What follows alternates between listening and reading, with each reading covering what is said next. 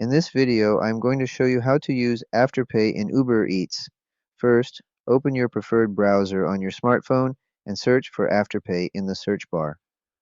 Open the Afterpay website by clicking the first link that appears. In the top right corner, sign up or log in to your account. Next, purchase an Uber Eats gift card from the Afterpay website or application. Now, open your Uber Eats mobile application. Select your favorite restaurant and start creating your food order. You can add all the food items to your basket.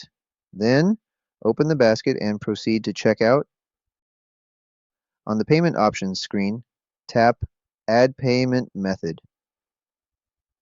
I choose Uber Cash as your payment method. Here, enter the Afterpay gift card code that you got from the Afterpay website or mobile app and press Continue.